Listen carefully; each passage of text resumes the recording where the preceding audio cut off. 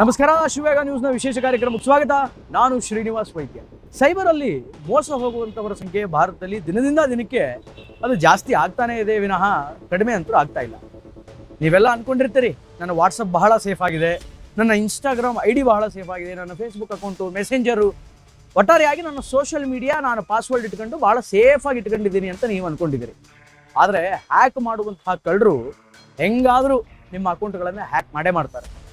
ಅಲ್ರಿ, ನಮ್ಮ ಭಾರತ ದೇಶದಲ್ಲಿ ದೊಡ್ಡ ದೊಡ್ಡ ಶ್ರೀಮಂತರ, ಉದ್ಯಮಿಗಳ, ಸೆಲೆಬ್ರಿಟಿಗಳ ಸೋಷಿಯಲ್ ಮೀಡಿಯಾ ಅಕೌಂಟ್ಗಳೇ ಹ್ಯಾಕ್ ಆಗ್ತಾ ಇದೆ ಅಂತಂದರೆ ಇನ್ನು ಅತ್ಯಂತ ಸರ್ವೇ ಸಾಮಾನ್ಯರಾದಂತಹ ನಮ್ಮ ಪರಿಸ್ಥಿತಿ ಏನು, ನಮ್ಮ ಸೋಷಿಯಲ್ ಮೀಡಿಯಾಗಳ ಅಕೌಂಟ್ಗಳ ಪರಿಸ್ಥಿತಿ ಏನು ಅಂತ. ಹೌದು, ನಮ್ಮ ಭಾರತ ದೇಶದಲ್ಲಿ ಈಗ ವಾಟ್ಸಪ್ DPಯ ಒಂದು ಸ್ಕ್ಯಾಮ್ ಅನ್ನುವಂಥದ್ದೇನಿದೆ, ಒಂದು ಹ್ಯಾಕಿಂಗ್ ಸ್ಕ್ಯಾಮ್ ಅನ್ನುವಂಥದ್ದೇನಿದೆ, ಇದು ಬಹಳ ವಿಪರೀತವಾಗಿ ತೀವ್ರವಾಗಿ ನಡೆದುಕೊಂಡು ಬರ್ತಾ ಇದೆ. ನಿಮ್ಮದೇ ವಾಟ್ಸಪ್ಪನ್ನು ನಿಮಗೆ ಗೊತ್ತಿಲ್ಲದ ರೀತಿಯಲ್ಲಿ ಮತ್ತೊಂದು ಅಕೌಂಟನ್ನು ಓಪನ್ ಮಾಡಿ, ಮತ್ತೊಂದು ಖಾತೆಯನ್ನು ತೆರೆದು, ನೀವು ವಾಟ್ಸಪ್ಪಲ್ಲಿ ಏನು DP ಇಟ್ಟಿರ್ತೀರಿ ಅದೇ DPಯನ್ನು ಮತ್ತೊಂದು ಫೇಕ್ ಅಕೌಂಟ್ ಏನು ಮಾಡಿರ್ತಾರಲ್ಲ ವಾಟ್ಸಪ್, ಆ ವಾಟ್ಸಪ್ಪಿನ DPಯನ್ನಾಗಿ ಮಾಡಿಕೊಂಡು ನಿಮ್ಮ ವಾಟ್ಸಪ್ ಕಾಂಟ್ಯಾಕ್ಟ್ಗಳಲ್ಲಿರುವಂತಹ ವ್ಯಕ್ತಿಗಳಿಗೆ ಮೆಸೇಜ್ ಮಾಡ್ತಾರೆ, ಇಲ್ಲ ಸಲ್ಲದ ಮೆಸೇಜ್ಗಳನ್ನು ಕಳಿಸ್ತಾರೆ, ಹಣಕ್ಕಾಗಿ ಡಿಮ್ಯಾಂಡ್ ಮಾಡ್ತಾರೆ, ಹಣವನ್ನು ಕೇಳ್ತಾರೆ. ಈ ತರಹದ ವಾಟ್ಸಪ್ DP ಸ್ಕ್ಯಾಮ್ ಅನ್ನುವಂಥದ್ದು ನಮ್ಮ ದೇಶದಲ್ಲಿ ನಡ್ಕೊಂಡು ಬರ್ತಾ ಇದೆ. ಇತ್ತೀಚೆಗಷ್ಟೇ ಈ ತರಹದ ಒಂದು ಸ್ಕ್ಯಾಮ್ಗೆ ಬಲಿಪಶುವಾದಂತಹ ನಮ್ಮ ರಾಜ್ಯದ ಒಬ್ಬ ರಾಜ್ಯಸಭಾ ಸದಸ್ಯರ ಕಥೆಯನ್ನು ಹೇಳ್ತೀನಿ. ನಮ್ಮ ದೇಶದಲ್ಲಿ ಒಬ್ಬರು ಮಾಜಿ ಪ್ರಧಾನಿಗಳಿದ್ರು, IK ಗುಜರಾಲ್ ಅಂತ. ಅವರ ಮಗ ನರೇಶ್ ಗುಜರಾಲ್ ಅಂತ ರೈಟ್ ನಾವು ಪ್ರೆಸೆಂಟ್ ಈಗ ಅವರು ಭಾರತದ ರಾಜ್ಯಸಭಾ ಸದಸ್ಯರಾಗಿ ಕಾರ್ಯವನ್ನು ನಿರ್ವಹಿಸ್ತಾ ಇದ್ದಾರೆ.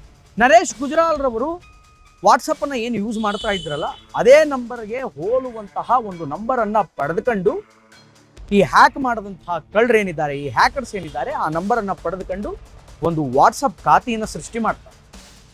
ವಾಟ್ಸಪ್ ಖಾತೆಯನ್ನು ಸೃಷ್ಟಿ ಮಾಡಿ ನರೇಶ್ ಅವರು ಏನು DPಯನ್ನು ಇಟ್ಕೊಂಡಿದ್ರು ಅದೇ DPಯನ್ನು ಕೂಡ ಅಲ್ಲಿ ಫಿಕ್ಸ್ ಮಾಡ್ತಾರೆ. ಫಿಕ್ಸ್ ಮಾಡಿದ ನಂತರ ಅವ್ರದ್ದೊಂದಿಷ್ಟು ಕಂಪ್ನಿಗಳು, ಅವ್ರದ್ದೇ ಆದಂತಹ ಒಂದಿಷ್ಟು ಬೇರೆ ಬಿಸ್ನೆಸ್ಗಳಿರ್ತಾವಲ್ಲ, ಅದಕ್ಕೆ ಸಂಬಂಧಪಟ್ಟ ಉದ್ಯಮಿ ಒಬ್ಬರಿಗೆ ಈ ಹ್ಯಾಕರ್ಸ್ಗಳು ಮೆಸೇಜ್ ಮಾಡ್ತಾರೆ. ಏನು ಅಂತ, ನನಗೆ ಇಮಿಡಿಯೇಟ್ ಆಗಿ 7,80,00,000 ರೂಪಾಯಿ ಹಣ ಬೇಕಾಗಿದೆ, ಪ್ಲೀಸ್ ಡೂ ಟ್ರಾನ್ಸ್ಫರ್ ಅನ್ನುವಂತಹ ಮೆಸೇಜನ್ನು ಮಾಡ್ತಾರೆ. ಅಯ್ಯೋ, ನಮ್ಮ ಬಾಸ್ ಮೆಸೇಜ್ ಮಾಡಿದ್ರಲ್ಲ ಅಂತ ಹೇಳಿಬಿಟ್ಟು ಆ ಕಡೆ ಆ ಉದ್ಯಮಿ ಏನು ಮಾಡ್ತಾನೆ ಅಂತಂದರೆ, ಬಾಸ್ ಕೇಳಿದ್ರಲ್ಲ, ಬಾಸಿನ ದುಡ್ಡು ಬಾಸಿಗೆ ಕೊಡಬೇಕಲ್ವಾ ಅನ್ನುವಂತಹ ಉದಾರ ಮನೋಭಾವದಿಂದ ಬಾಸ್ ಕೇಳಿದ್ರು ಅಂತ ಹೇಳಿ 7,80,00,000 ರೂಪಾಯಿ ಹಣವನ್ನು ಆ ಹ್ಯಾಕರ್ಸ್ಗಳು ಏನು ಮೆಸೇಜ್ ಮಾಡಿದ್ರಲ್ಲ ಅಕೌಂಟ್ ನಂಬರ್, ಆ ಅಕೌಂಟ್ ನಂಬರ್ಗೆ ಟ್ರಾನ್ಸ್ಫರ್ ಮಾಡ್ತಾರೆ.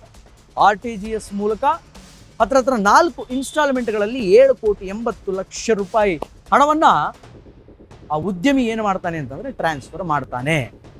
ಆದರೆ ಆ ದುಡ್ಡು ನಿಜವಾಗಲೂ ಆ ಮಾಲೀಕನ ಖಾತೆಗೆ ಹೋಗಿರಲ್ಲ, ಅಂದರೆ ನರೇಶ್ ಗುಜರಾಲ್ ರವರ ಖಾತೆಗೆ ಹೋಗಿರಲ್ಲ, ಅದು ಹ್ಯಾಕರ್ಸ್ಗಳ ಖಾತೆಗೆ ಹೋಗಿರುತ್ತೆ.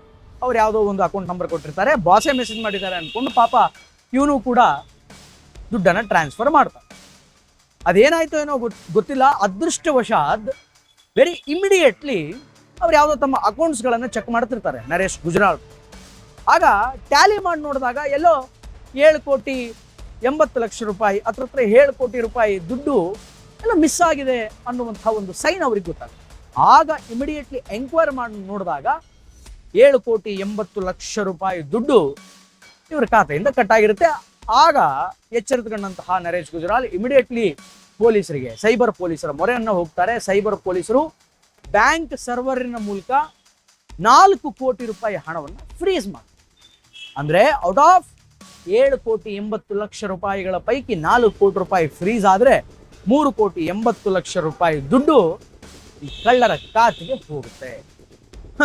ಇದು ಸದ್ಯದ ದೇಶದ ಸೈಬರ್ನ ಪರಿಸ್ಥಿತಿ.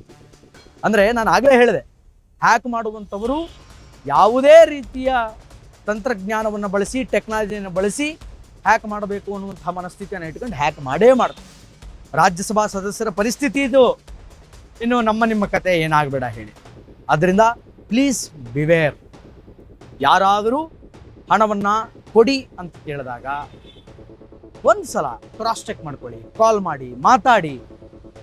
ಅದಾದ ಮೇಲೆ ಅದು ಅವರೇ ಅಂತ ಖಾತ್ರಿ ಆದ ಮೇಲೆ ಹ್ಯೂಜ್ ಅಮೌಂಟ್ ಆಫ್ ದುಡ್ಡನ್ನು ಟ್ರಾನ್ಸ್ಫರ್ ಮಾಡಿ, ಟ್ರಾನ್ಸಾಕ್ಷನ್ ಮಾಡಿ. ಈ ತರಹದ ಒಂದು ಮೋಸ ವಂಚನೆ ನಿರಂತರವಾಗಿ ದೇಶದಲ್ಲಿ ನಡೀತಾ ಇದೆ. ಆದ್ದರಿಂದ ಸ್ವಲ್ಪ ಎಚ್ಚರವಾಗಿರಿ. ನಿಮ್ಮ ವಾಟ್ಸಪ್ ನಿಮಗೆ ಗೊತ್ತಿಲ್ಲದೆ ಮತ್ತೊಬ್ಬರ ಕೈ ಸೇರೋದಕ್ಕೆ ಬಿಡಬೇಡಿ. So please beware. ಒಟ್ಟಾರೆಯಾಗಿ ಇದು ಈ ಹೊತ್ತಿನ ವಿಶೇಷ. ನಿರಂತರ ಸುದ್ದಿಗಾಗಿ ನೋಡ್ತಾ ಇರಿ ಅಶ್ವವೇಗ ನ್ಯೂಸ್. ಇದು ಸತ್ಯಾನ್ವೇಷಣೆ.